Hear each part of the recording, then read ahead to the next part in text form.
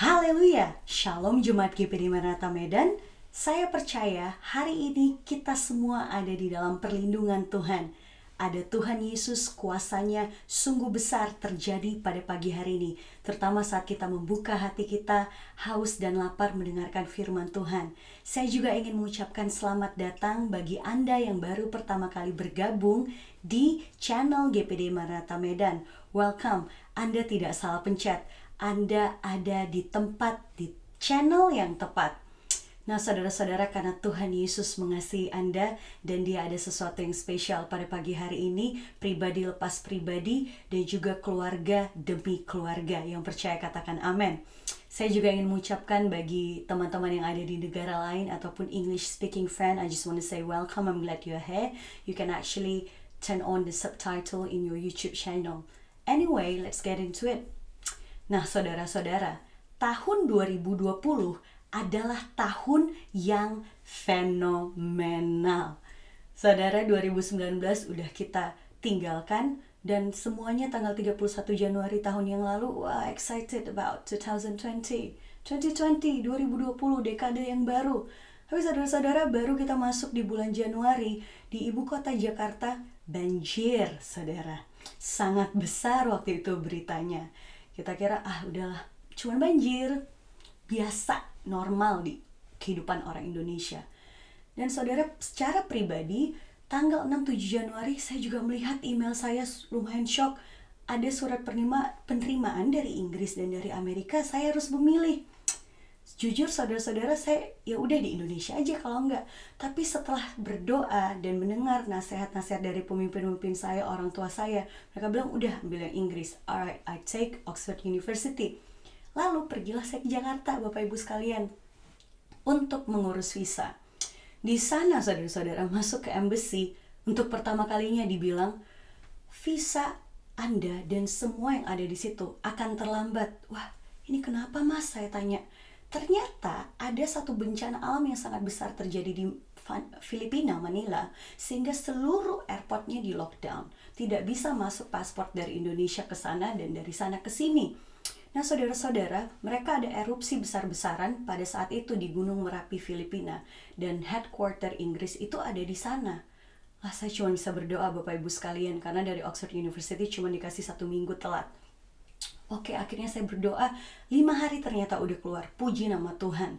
Dan setelah pelayanan waktu itu di GPD Maranatha Medan, ibadah kedua, saya lari ke airport dan langsung berangkat ke Inggris. Dan sangat mulus Bapak Ibu sekalian, sampai saya nyesal kenapa nggak bawa mie cekalang dan bumbu-bumbu lainnya, sehingga bermanfaat saat kita lockdown saat ini, saudara.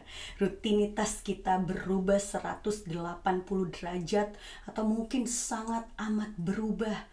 Ada yang baik, tapi rata-rata kita dihadapi dengan pemikiran-pemikiran yang membuat kita nggak tenang, saudara.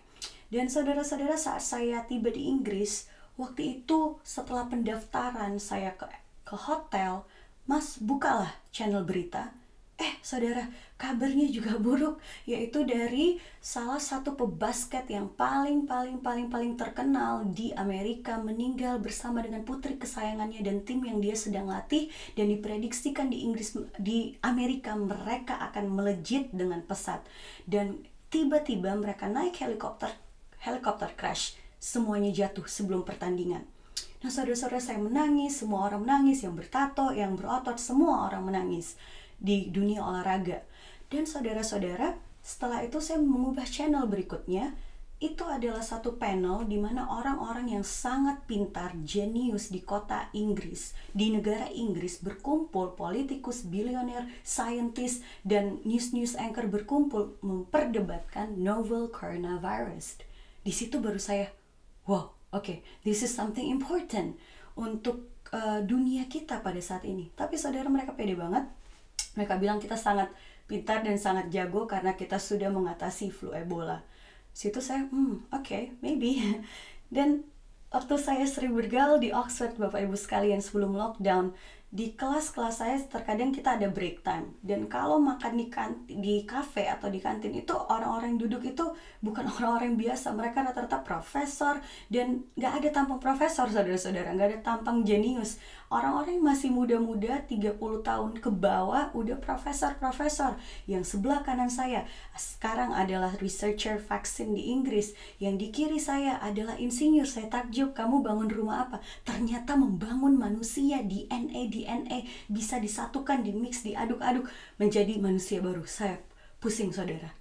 Tetapi Bapak Ibu sekalian, baru saya menyadari saat kita belajar di minggu pertama bahwa aset terbesar yang Tuhan berikan kepada saya dan saudara kita semuanya adalah otak kita yang memiliki saraf neurons 1 million, memikirkan masa lalu, masa depan, masa sekarang for the next 70 years.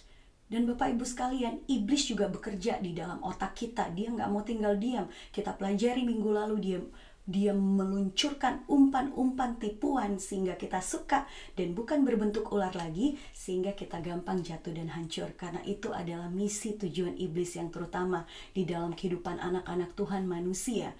Saudara-saudara, ngomong-ngomong sebelum kita ke poin yang nomor 6, mengapa begitu sulit bagi kita untuk, kita udah tahu itu umpan iblis, kita udah tahu itu kail iblis, tapi kita seperti ikan yang polos dan kita tetap makan, dan akhirnya kehidupan kita terkadang stuck dan terkadang like that, ataupun naik turun terus saudara-saudara.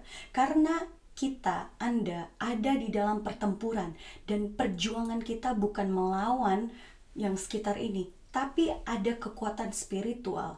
Anda tidak hanya berperang melawan manusia lain, ada kekuatan spiritual yang lebih kuat dari Anda, dan mereka melawan Anda. Nah saudara-saudara, oleh karena itu kita akan menuju poin ke-6, yaitu poin pertama hari ini, yaitu an unseen war is going on in and for my mind. Ada sebuah peperangan yang tak terlihat yang terjadi di dalam dan untuk pikiran saya. Di dalam Roma 7 ayat 21-23 dikatakan, in English, it seems to be a fact of life that while I want to do what is right, I inevitably do what is wrong. I want to do God's will so far as my new nature is concerned, but there's something else deep within me that is at war with my mind and wins the fight and makes me a slave to the sin inside me. In my mind, I want to be God's servant, but instead I find myself still enslaved to sin. Demikianlah aku dapati hukum ini, jika aku menghendaki berbuat apa yang baik, yang jahat ada padaku. Sebab di dalam batinku aku suka akan hukum Allah, tapi di dalam anggota-anggota tubuhku aku melihat hukum lain yang berjuang melawan hukum akal budiku dan membuat aku menjadi tawanan hukum dosa yang ada di dalam anggota-anggota tubuhku. Suatu perang yang tak terlihat Bapak Ibu, saudara-saudara sekalian, tapi ini perang yang paling brutal. Bukan melawan coronavirus, tapi ini perang yang terjadi setiap hari di dalam internal hard disk kita, bukan external hard disk kita. Sadarkah kita sekalian bahwa kita sedang berperang? Dalam setiap peperangan itu ada musuhnya. Dan musuh kita ada 3, iblis, daging, dan juga saudara-saudara dunia. Nah saudara-saudara, terkadang orang-orang Kristen, kita bangun pagi-pagi, kita merasa seperti kita sedang berjalan di kapal pesiar Titanic. Padahal saudara, kekristenan bukanlah kapal pesiar Titanic, tapi kekristenan adalah kita sedang ada di dalam kapal perang. Nah saudara, kedengarannya seram. Tapi tahukah saudara, Titanic mewah seperti itu saudara. Nabrak gunung es, tewas, hancur. Kalau kapal perang saudara-saudara memiliki amunisi senjata-senjata yang tahan banting. And we have to be like that. Musuh kita ada 3, iblis daging dunia, dan misi utama iblis membunuh, menghancurkan, membinasakan. Pernah nggak saudara mungkin merasa, aduh jadi nggak percaya diri karena berbuat ini, karena nonton ini. Iblis berusaha mengganggu kita, merayu kita, kita jatuh ke dalamnya, kita jadi merasa tidak layak, pengaruh kita menjadi hancur. Nah saudara, akhirnya saya ingat akan satu cerita di National Geographic Channel. Nah, pada saat itu ada ibu, wanita, ada satu binatang, dan ada dokter. Nah, ibu ini sebut saja namanya Ibu Hayati, kita panggil Ibu Ati. Nah, Ibu Ati membeli boa constrictor. Boa constrictor ini adalah satu spesies ular yang sangat besar, badannya berat, tapi nggak berbisa, dan sering dikembangbiakkan dan dipelihara di penangkaran. Nah wanita ini, Bu Ati ini membelilah ceritanya. Tapi dia merasa, aduh ini kayaknya si Boa ini lagi sakit. kita bawa aja ke dokter hewan. Akhirnya dibawa ke dokter hewan, Bapak Ibu sekalian, dan dokter hewannya melakukan Q&A, pertanyaan. Oke Bu Ati, Bu, kalau tangki tidurnya ini ya, Ibu taruh mana? Dan dia di mana tempatnya? Lalu Ibu Ati bilang, oh, ular itu tangkinya ada di kamarku. Alright. Kata dokternya lagi, oke Bu, pernah nggak keluarin si ular dan bermain dengannya? Ibu jawab, oh selalu. Tetapi kan saya sayangnya sama Boa, jadi kadang-kadang dia itu jadinya kita tidur bareng, kita Boa bersama saya masuk ke kamar tidur bersama. Oh, kata dokter, Ibu tidur sama dia. Oke, Ibu, ini pertanyaan aneh, tapi pernah nggak ya Bu Ati tiba-tiba bangun malam gitu ya, atau pagi-pagi subuh-subuh, Ibu ngelihat dia terbentang di samping Ibu dan seperti membesar seolah-olah merilit, merenggang gitu Bu. Aneh memang. Bu Ati bilang, hah, iya baru aja dok tadi malam. Aduh, karena saya rasa dia memang udah sayang sama saya ya, seperti peliharaan gitu. Nah, langsung dokternya bilang gini, oke ya Bu, sesuatu yang Ibu perlu pelajarin, fakta tentang ular-ular boa constrictor. Pertama, mereka akan membuat diri mereka merasa kelaparan ketika merasa menemukan mangsa yang lebih besar daripada mereka, yang ingin mereka makan ataupun sebanding. Kedua Bu, ketahuilah tentang ular boa adalah mereka merenggangkan tubuh mereka sehingga mereka dapat melahap makanan yang lebih besar daripada mereka. Berita baiknya Bu Ati, ular boa ini nggak sakit Bu, dia baik-baik aja, sehat Bu Ati. Berita buruknya, ular boa constrictor ini tadi malam dan mungkin hari ini besok dia sedang bersiap-siap melahat Bu Ati. Ibunya shock saudara. Nah seperti itu terkadang kita lupa bahwa ular adalah ular, dan saat terlalu dekat dan saat dia lapar dia akan memakan kita. Iblis adalah iblis, pada saat kita terlalu biasa pada akhirnya dia akan membunuh, menghancurkan, membinasakan kita orang-orang percaya. Dan saudara-saudara, dia berusaha menghancurkan hubungan-hubungan orang-orang percaya. Dia berusaha menghancurkan pernikahan-pernikahan, berusaha menghancurkan pengaruh-pengaruh influence kita di dalam dunia ini. Dia berusaha mempengaruhi pelajar, mahasiswa, memastikan masa depan kita gini-gini aja, atau kita hanya kerja aja, tiba-tiba ada pandemi dan kita nggak pernah menjangkau jiwa bagi Tuhan. Ia berusaha membuat hal-hal yang seperti itu, Bapak Ibu Saudara. Karena saudara, kita punya musuh yang ingin menghancurkan kita. Dia mainnya sangat licin, sangat skillful, sangat lihai, sangat profesional dengan serangan-serangannya.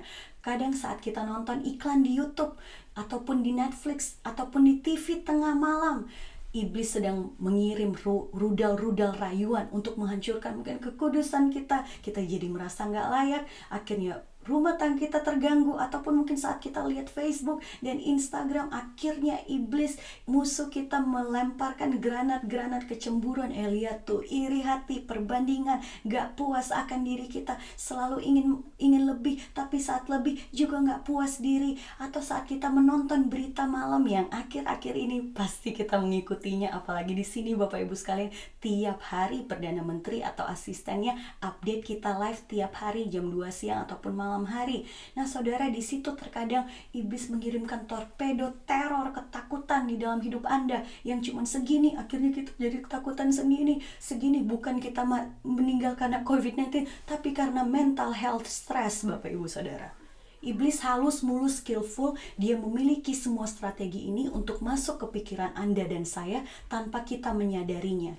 Oleh sebab itu kita harus mengerti taktik iblis. Dan di sini saudara-saudara dikatakan Paulus di dalam Roma pasal 7, terjemahan dari bahasa Inggris ke bahasa Indonesia, Paulus menulis ini, katanya, tampaknya menjadi kenyataan hidup bahwa sementara saya ingin melakukan apa yang benar, saya mau tidak melakukan apa yang salah, tapi saya ingin melakukan kehendak Tuhan. Namun ada sesuatu yang jauh dalam diri saya yang sedang berperang dengan pikiran saya, dan itu memenangkan pertarungan yang membuat saya menjadi budak dosa yang ada dalam diri saya.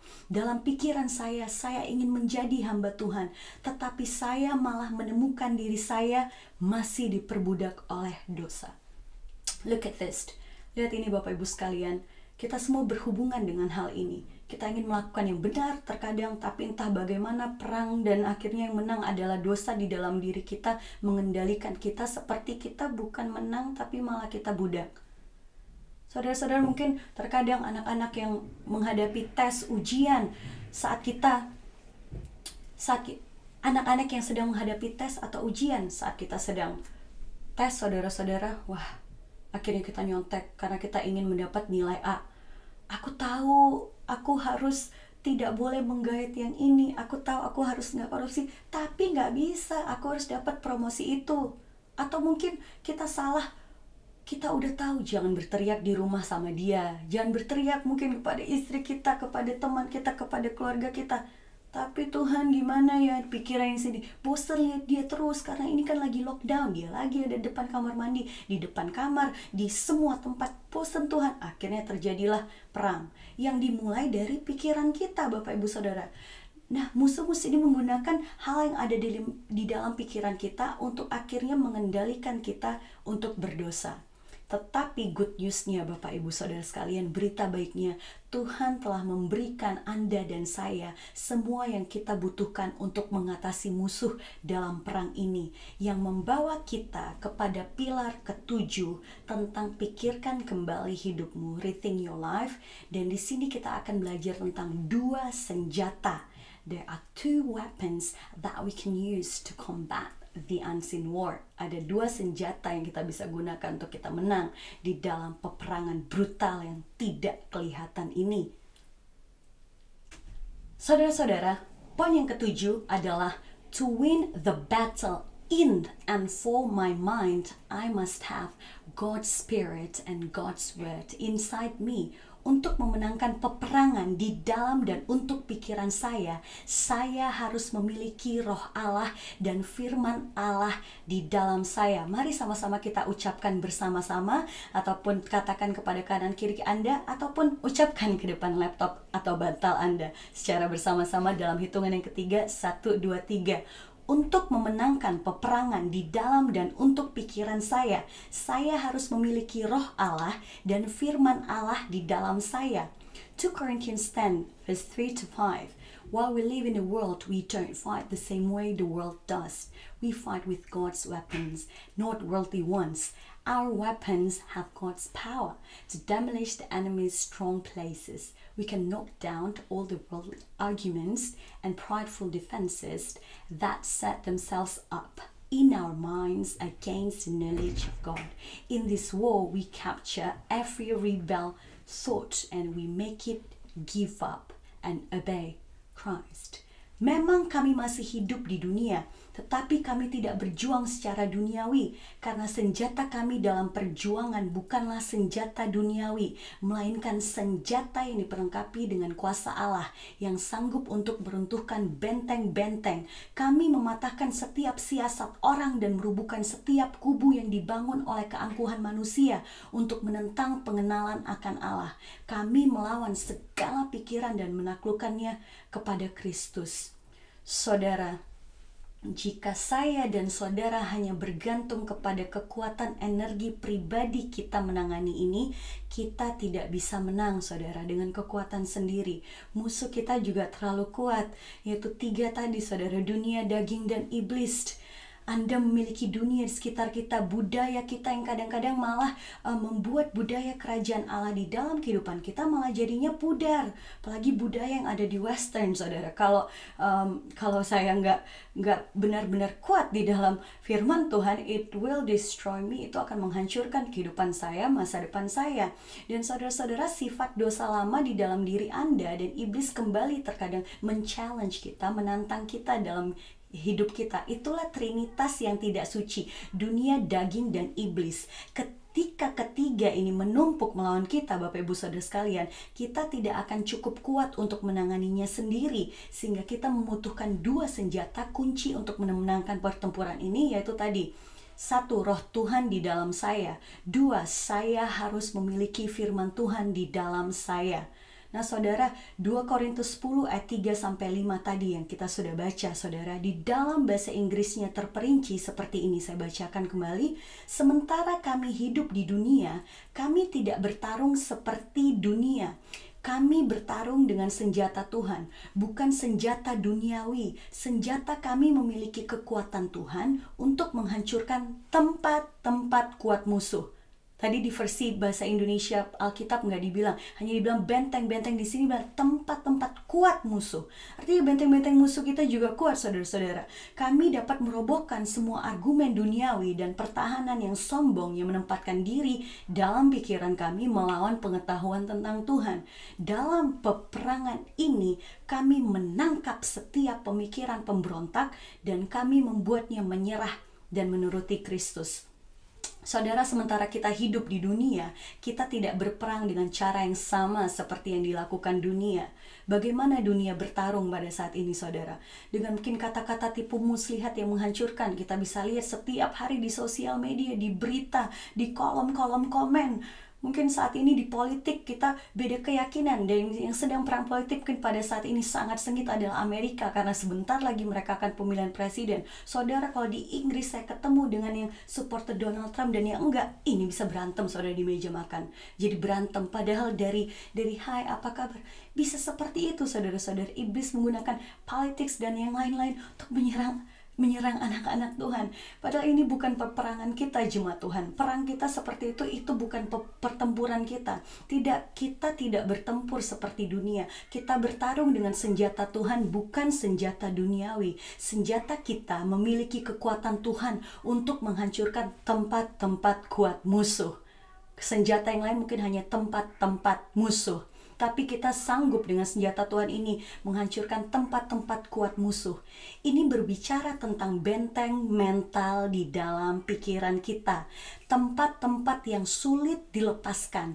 Area-area yang terluka, yang sakit, yang kepahitan, yang kebiasaan-kebiasaan buruk, bad habits di dalam pikiran kita. Addiction, keterikatan. Dia mengatakan, saudara, bahwa iblis memiliki benteng di pikiran Anda. Di sini dikatakan bahwa kita memiliki senjata kekuatan Tuhan untuk menghancurkan tempat-tempat kuat musuh. Kita dapat merobohkan juga semua argumen duniawi dan semua pertahanan yang sombong yang mengatur diri mereka sendiri. Berbicara tentang di dalam pikiran kita yang berusaha melawan pengetahuan tentang Tuhan. Bukankah pada saat ini kita menghadapinya, saudara? Kita saksikan akhir-akhir ini suatu virus yang nama depannya novel, karena artinya baru, jadi belum ada obatnya, belum imun sistem kita belum terbiasa. Ini bukan seperti campak, cacar air, saudara, yang imun sistem kita udah terbiasa. This is a new virus. Belum ada saat ini orang terpintar, dan kebetulan saya hidup di dalam kota ini, saudara-saudara, dan bahkan yang terkaya bisa menuntaskan si novel corona dengan otak kekayaan mereka, dan uangnya belum, saudara-saudara, sampai saat ini belum. Saudara-saudara, dalam perang di mental kita ini, kita harus menangkap setiap pemikiran pemberontak dan buat dia menyerah dan mentaati Kristus. Buat pikiran kita patuh kepada Kristus, karena ini adalah bagian yang sangat kuat. Pertama dikatakan, tempat kuat musuh, terjemahan dari bahasa Inggris langsung ke bahasa Indonesia, are weapons of God's power to demolish the enemy's strong places. Senjata yang diperlengkapi dengan kuasa Allah yang sanggup untuk meruntuhkan benteng kuat musuh. Di bahasa Inggris dipertegas benteng-benteng kuat musuh. Apa yang dibicarakan di ayat itu, saudara-saudara? Itu adalah hambatan mental, suatu kebohongan yang seringkali Anda yakini benar padahal itu bohong. Saudara-saudara, itu hal yang salah yang sering Anda dan saya percayai tentang diri Anda sendiri. Hal keliru yang Anda percayai tentang dunia, hal keliru yang Anda percaya tentang Tuhan, tentang masa lalu Anda, tentang masa sekarang Anda, tentang masa depan Anda, tentang nilai diri Anda. Ada banyak hal, saudara-saudara, yang Anda yakini tidak benar, yang saya yakini tidak benar, dan itu adalah pegangan yang kuat, suatu hambatan mental dalam pikiran Anda dan saya. Itu bisa berupa pandangan dunia, pandangan kita akan materialisme, mengira itu berhasil, atau sesuatu yang sekularisme, atau bisa berupa sikap pribadi seperti khawatir, iri hati, dendam, bisa juga menjadi kebanggaan, bisa mengasihani diri sendiri. Hal-hal itu terbangun dalam pikiran Anda, dan kemudian dikatakan bahwa dalam pikiran kita memiliki pemikiran pemberontak. In this war, we capture every rebel thoughts and we make it give up and obey Christ. Dalam peperangan ini, saudara-saudara, kami menangkap setiap pemikiran pemberontak dan kami membuatnya menyerah dan menuruti Kristus. Garis bawahi, Bapak Ibu sekalian, kami menangkap setiap pemikiran pemberontak. Pernah nggak saudara mungkin memperhatikan bahwa pikiran saudara seringkali memberontak? Dia tidak selalu melakukan apa yang Anda perintahkan. Pikiran Anda tidak selalu menuruti Anda. Terkadang pikiran Anda memiliki pikiran-pikiran sendiri. Kadang-kadang pikiran Anda bisa berubah, menjadi kacau, dan pergi ke arah yang tidak Anda inginkan. Contohnya nih, Bapak Ibu sekalian, ketika perlu berdoa, tiba-tiba pikiran kita belok menyimpang. Atau mungkin pada saat ini, tiba-tiba kita mikir, aduh tentang McDonald's, aduh lagi dengerin ini, aduh mungkin ibu-ibu lagi mikir, aduh lagi khotbah ini, masak apa ya, mie Indomie atau mie Cekalang, atau masak bakso aja kali ya, atau mungkin anak-anak muda yang lagi lapar, aduh udah Gojek aja deh makanan. It's like that, pikiran kita, tapi kita lagi ngeliat gini mungkin seperti ini pada saat ini. Dan saudara-saudara, mungkin saat saya sedang lagi melakukan ini, pikiran saya udah mungkin keluar, aduh gimana karena saya ada orang-orang juga yang tinggal di sini, nanti ribut nggak ya, nanti ini. It's like that. Ada peperangan di dalam pikiran kita, Bapak Ibu sekalian. Itu pernah terjadi pada siapapun dan mungkin saat ini sedang terjadi pikiran-pikiran yang memberontak. Ketika kita ingin berdoa, pikiran kita menyimpang. Ketika kita ingin merenungkan firman Tuhan, udahlah pikirin yang ini aja karena itu nggak gaul dan nggak seru kayak vlog yang ada di YouTube. Pikiran kita ingin keluar dari jangkauan radar. Pikiran kita ingin melakukan apapun yang bisa mereka lakukan. Itu adalah pemikiran pemberontak, saudara-saudara. Dan di sini dikatakan kami menangkap setiap pemikiran pemberontak dan kami membuatnya menyerah dan menuruti Kristus. Anda harus tangkap dan buat pikiran itu menyerah. Bukan sebaliknya Anda yang menyerah. Bahasa Yunani dikatakan malotizo. Secara harfiah, berarti kita menahan mereka. Pemikiran pemberontak adalah tawanan perang. Apa yang harus kita lakukan, Bapak Ibu Saudara sekalian? Kita mengambil pikiran itu menjadi tahanan. Kita menaklukkan mereka. Kita mengendalikan mereka. Kita kendalikan pikiran liar kita. Dan kita buat pikiran kita menyerah. Kita bawa mereka dalam penyerahan. Wupuchawai, di dalam bahasa Yunani kita bawa mereka ke dalam penyerahan. Bagaimana kamu melakukan itu? Bagaimana saudara membuat pikiran Anda keberatan? Pikiran Anda jadi keberatan melakukan hal-hal yang brutal itu. Bagaimana kita melakukannya? Yang tadi Bapak Ibu Saudara sekalian, dua senjata, Roh Kudus dan firman Allah, Alkitab. Ini adalah dua senjata yang harus Anda pikirkan dan terapkan. Pertama, Anda membutuhkan Roh Allah di dalam diri Anda. Karena tanpa Dia, kita semua tidak berdaya. Anda tidak dapat mengendalikan pikiran Anda jika Anda mau itu punya pikiran sendiri, Bapak Ibu Saudara sekalian. Kita juga lagi menyambut hari Pantekosta, doa 10 malam. Mari, di dalam Romans 8 ayat 6 dikatakan, if your sinful nature controls your mind, there is death. But if the Holy Spirit controls your mind, there is life and peace. Kalau pikiranmu dikuasai oleh tabiat manusia, maka akibatnya kematian. Tetapi kalau pikiranmu dikuasai oleh Roh Allah, maka akibatnya ialah hidup dan kedamaian dengan Allah. Wow, Roma 8 ayat 6 ini mengatakan, jika sifat berdosa Anda mengendalikan pikiran Anda, ada kematian. Dengan kata lain, saudara, ini jalan buntu. Ini tidak akan kemana-mana. Tetapi luar biasanya, jika ada Roh Kudus mengendalikan pikiran saudara dan saya, ada kehidupan dan kedamaian. Bukankah kita membutuhkan kedamaian di dalam kehidupan kita sehari-hari? Siapa yang sedang saat ini mungkin sedang tidak damai keadaannya? Aku sedang memikirkan keluargaku, pekerjaanku lagi tidak betul, atau aku sedang di PHK, aku tidak ada pekerjaan, atau mungkin yang sedang sakit. Bagaimana Tuhan? Bagaimana dengan kesembuhanku? Bagaimana dengan istriku, anak-anakku? Saudara butuh Roh Kudus karena Dia sumber kedamaian kedamaian, dan pasti ada kedamaian dan ada kehidupan, saudara-saudara. Roh Kudus Tuhan Yesus kirimkan saat dia naik ke surga untuk menjadi penolong, penghibur di dalam kehidupan kita, pribadi lepas pribadi, keluarga lepas keluarga. Jadi mengapa Anda membutuhkan Yesus dalam hidup Anda? Karena tanpa Roh Kudus, tanpa Yesus dalam kehidupan kita, tanpa roh kasih Tuhan di dalam kehidupan Anda tidak berdaya, saudara-saudara. Tidak mungkin kamu bisa mengendalikan pikiran jahat yang kamu miliki, karena sifat berdosa Anda mengendalikan pikiran Anda, bahwa itu akan menyebabkan semua tempat jadinya berasa salah, saudara-saudara. Semuanya merasa nggak benar. Kita menyambut hari pencurahan Roh Kudus selama 10 malam ke depan. Ini saatnya, saudara-saudara, semua tempat tutup dan belum ada yang benar-benar buka. Di sini di Inggris baru take away aja, saudara-saudara, yang boleh. Baru di minggu ini agak slow sedikit measurement dari lockdownnya, saudara-saudara. Hampir 2 bulan kami di penjara di rumah masing-masing, saudara. Nah, di sini waktunya kita untuk membangun hubungan kita dengan Roh Kudus. Mari, saudara-saudara, ini adalah satu-satunya senjata yang tidak akan pudar di dalam kehidupan kita, lockdown ataupun nggak lockdown, Bapak Ibu Saudara sekalian. Mari, keluarga lepas keluarga, saya membutuhkan Roh Kudus dalam diri saya. Mari sama-sama kita katakan dalam hitungan yang ketiga. 1, 2, 3. Saya membutuhkan Roh Kudus di dalam diri saya. Undang Roh Kudus masuk ke dalam kita. Undang Roh Kudus masuk ke dalam keluarga lepas keluarga, Bapak Ibu sekalian. Nah, senjata yang kedua tadi, saya butuh firman Tuhan. Jesus, if you learn and obey my word, saudara-saudara, dalam John 8:31-32, if you learn and obey my word, you will be my disciple. Then you will know the truth, and the truth will set you free.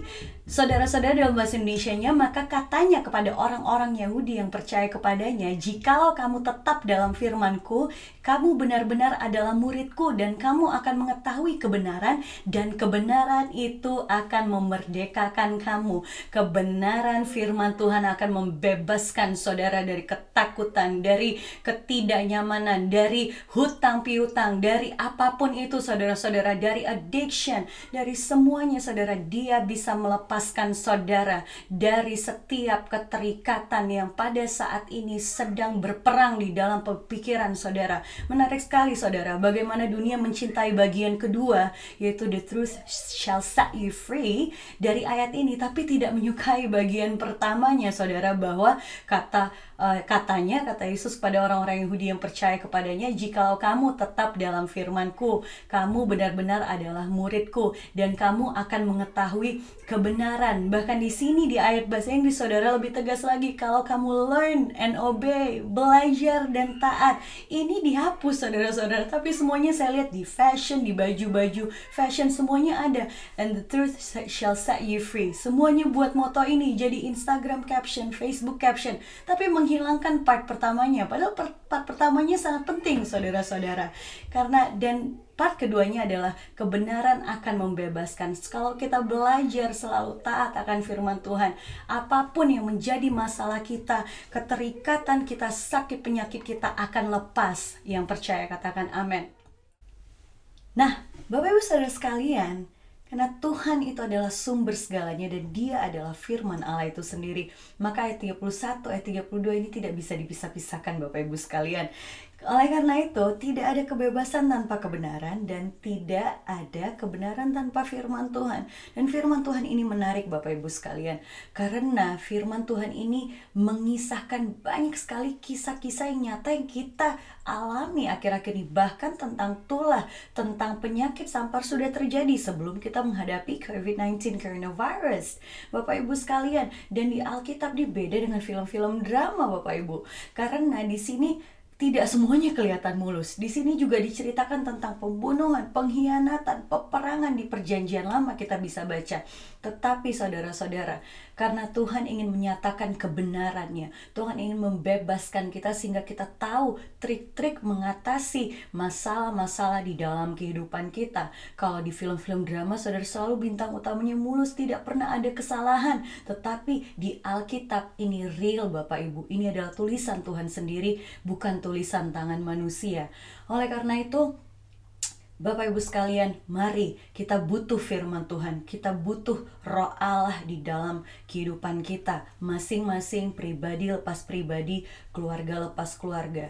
Dan contoh paling tepat di dalam Alkitab, dan kita bisa lihat langsung dari kehidupan Tuhan Yesus selama 40 hari 40 malam di dalam pencobaan padang gurun. Mari sama-sama kita baca di Matius 4 ayat 1-4. Maka Yesus dibawa oleh Roh ke padang gurun untuk dicobai iblis.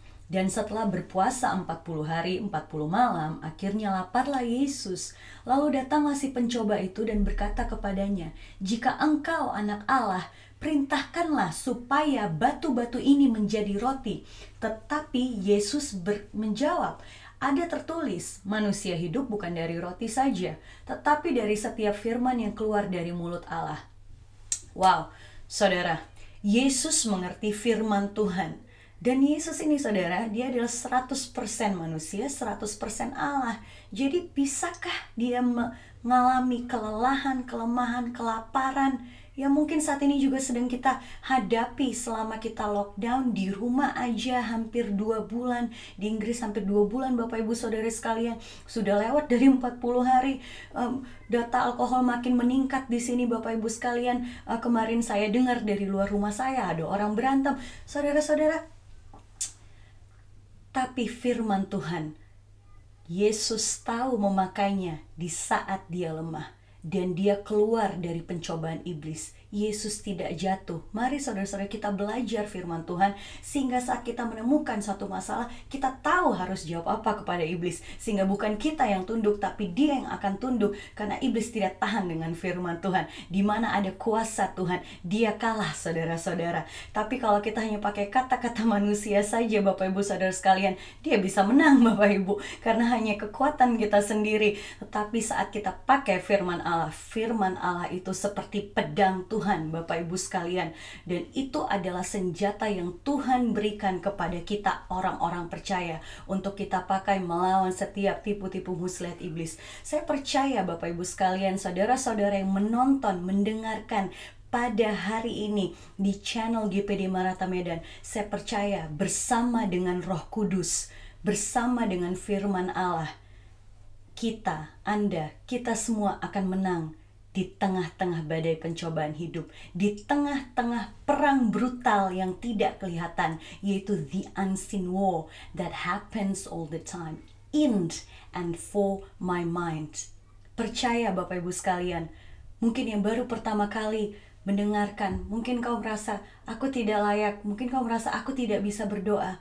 Simple Bapak Ibu sekalian, undang Roh Kudus masuk ke dalam kehidupan kita. Sebentar lagi kita ada doa pencurahan Roh Kudus sepanjang 10 hari. Mari luangkan waktu-waktu ini untuk kita mendekatkan hati kita kepada Roh Kudus. Oh, nanti yang benefit gereja. Tidak, saudara-saudara. Roh Kudus ini benefitnya di dalam setiap kehidupan kita masing-masing. Bukan hanya kita investasi, saudara. Ini adalah kebutuhan, necessity hidup. Kalau di kapal saudara nggak ada Roh Kudus, nggak ada firman Tuhan, datang gunung es, saudara-saudara, kita bisa seperti kapal Titanic yang tenggelam gitu aja. Dibilang tidak bisa tenggelam, siapa bilang Bapak Ibu Saudara? Tetapi kalau kita memperlengkapi kehidupan kita dengan senjata-senjata dari Tuhan, kita percaya masalah, sakit, penyakit, pencobaan di dalam kehidupan kita pasti ada kebebasan di dalamnya. Saya percaya Jemaat GPD Maranatha Medan pada saat ini, ataupun Anda yang baru pertama kali mendengarkan, saya percaya kita akan mengalami kebebasan dari Tuhan, kedamaian dari Tuhan, karena Roh Kudus dialah penolong, dialah penghibur kita. God bless you all. Haleluya.